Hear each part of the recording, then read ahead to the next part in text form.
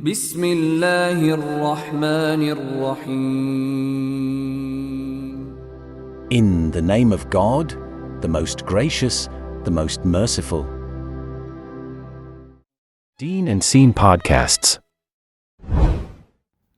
Hello, everyone. Welcome to the first episode of our podcast, The Vision. I'm Ravza. And I am Nihal. We are so happy to start this journey with you. Today, we have a very important topic, faith and Islam.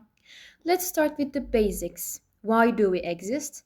Everything starts with faith. Humans' efforts and movements are the reason for their existence. These have a starting point and a platform. This is called faith. So, faith is like the foundation of everything we do. Exactly. Faith means to accept and believe in what man is trying for. It means believing in the way that leads him to that goal. And finally, it is believing in his own efforts and movements. I see. So, without faith, are we lost? Yes, without faith, every movement or effort is temporary and useless. It leads to nothing.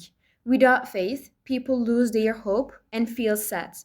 As a result, they stop moving and they give up. There is a strong point.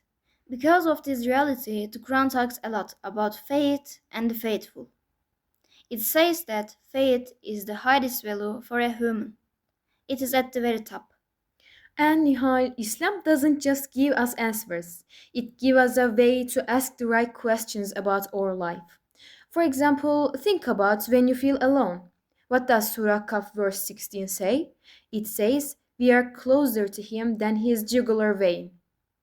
I love that verse. It means there is a power that hears you and knows you.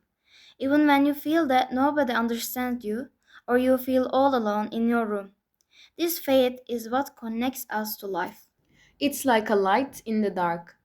Faith is like looking at a piece of art and finding the artist.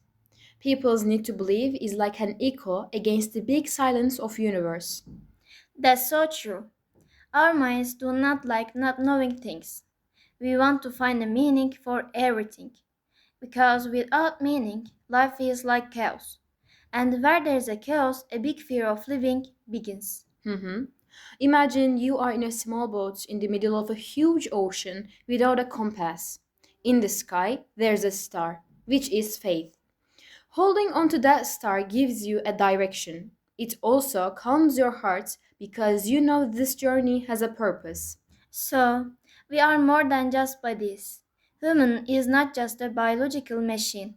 We are the only living beings that ask why. This question takes us beyond the physical world to the harbors of the soul. Beautiful. To believe is to warm the coldness of loneliness with a divine closeness. It makes the silence of death feel softer with the hope of meeting again. It makes us feel that we are a precious part of a sacred whole. In fact, every faith is a sign of our deep desire for belonging and being understood.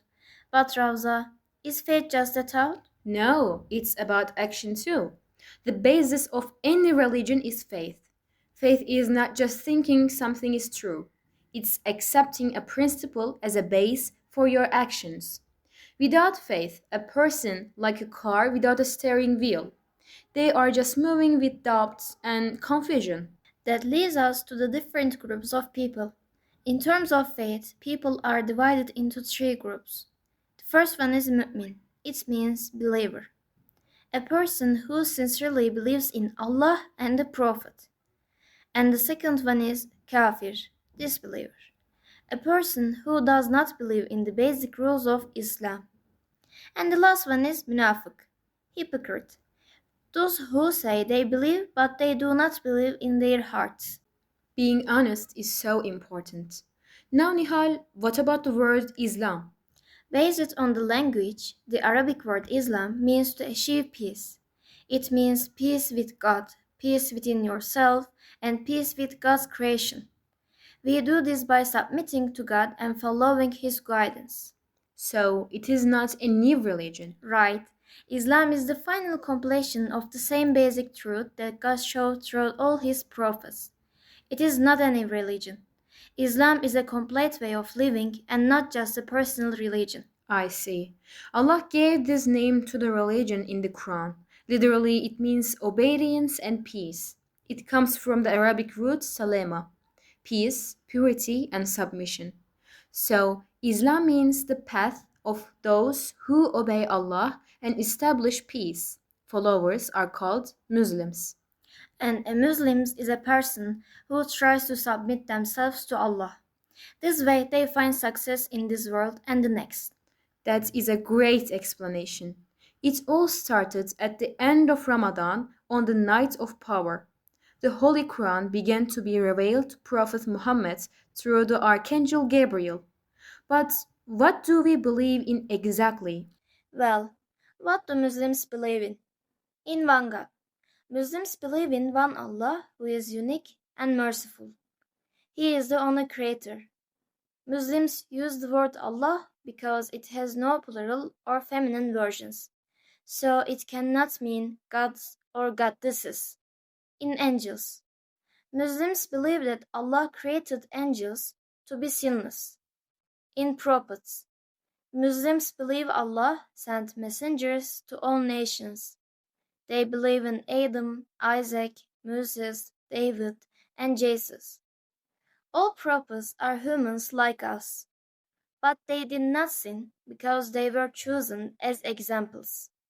Muslims see Jesus as a prophet and believe in his miraculous birth. His name is in the Quran about 100 times. In books, faith in the Quran and the other holy books before it is a foundation of Islam. The Quran was revealed to the last prophet Muhammad.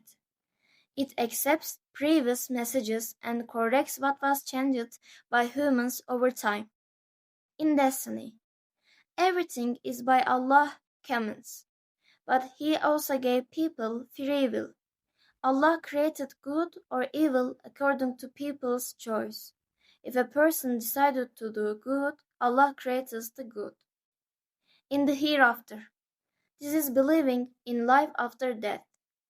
We will give an account to Allah for every deed. The good will be rewarded and the bad will be punished. That's very clear, thank you. You are welcome. Now I have a question. Why is Islam the last religion? Throughout history, Allah sent different prophets, but He made Islam the final and complete religion.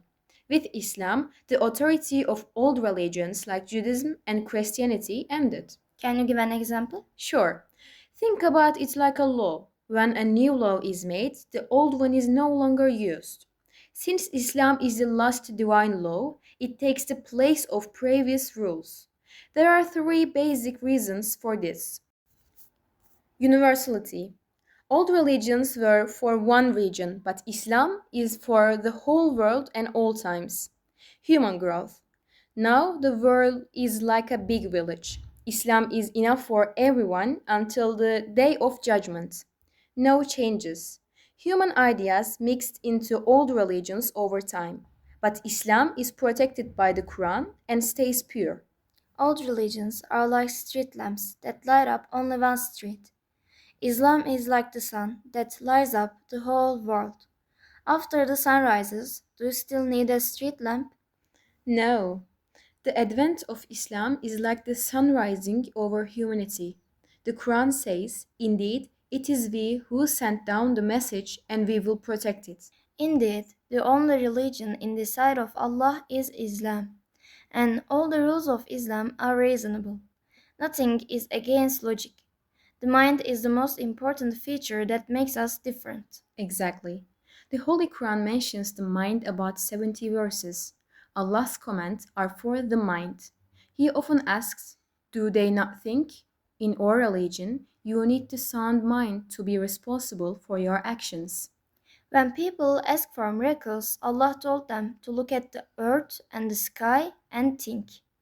The Quran says, in the creation of the heavens and the earth, there are signs for people who understand. So, to wrap it up, why was the Quran sent?